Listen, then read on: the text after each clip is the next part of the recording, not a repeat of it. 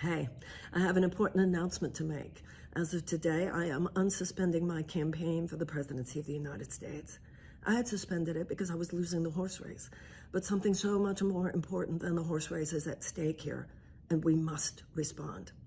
Right now, we have a fascist standing at the door. Everybody's all upset about it. Well, we should be upset about it, but we're not going to defeat the fascist by what?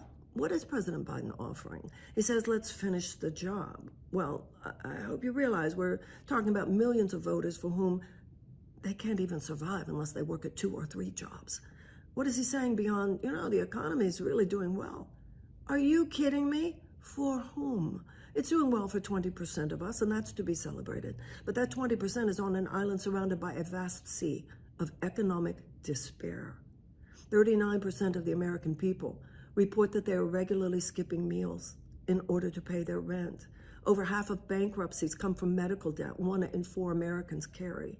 We're now living at a time where economic anxiety is experienced by the majority of people living paycheck to paycheck, the minimum wage not having been raised, and increasing militarism. What's going on here? Well, I'll tell you what's going on here. We the people basically don't own this country right now. Abraham Lincoln said that people who died in the Civil War for the Union had died so that a government of the people, by the people, and for the people would not perish from the earth. It's perishing now and on our watch. We're a government for all intents and purposes of the corporations, by the corporations, and for the corporations, and we need a president who says this. And we need a president who lays down an agenda and says, we're going to turn this thing around. We're going to take an economic U-turn. Who inspires the American people? We can do different. We can do better. That's what it is to make this country great again, to return it to a time when we actually had a thriving middle class. And you don't do that with Donald Trump's policies. You do that with Medicare for all. You do it with tuition-free college and tech school. You do it with eliminating, using the Higher Education Act, the entire college loan debt. You do it with paid family leave and subsidized child care. You do it with guaranteed housing, guaranteed living wage, guaranteed sick pay. We change this world. We make it more beautiful.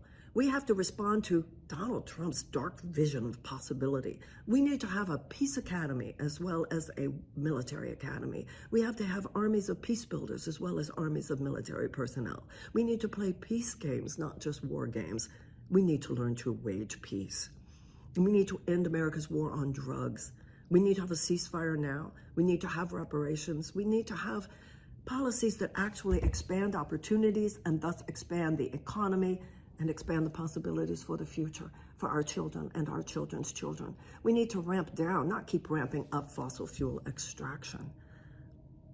We need to take this country in a direction of hope and possibility and regeneration.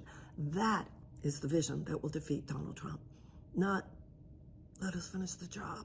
We're watching a car crash in slow motion here. Everybody knows it. Some people would say, oh, Ms. Williamson, you're delusional.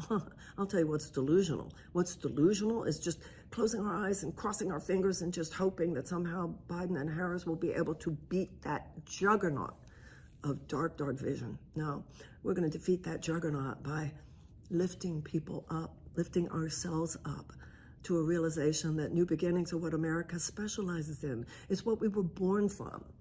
We need to remember what our ancestors have done when they were challenged.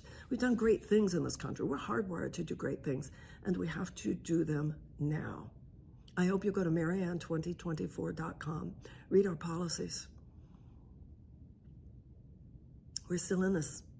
Let's do this. This is serious. This is serious. We need to say to the American people, we see your pain, and we need to say to Donald Trump, we see your BS. Let's do this. Thanks so much. Spread the word.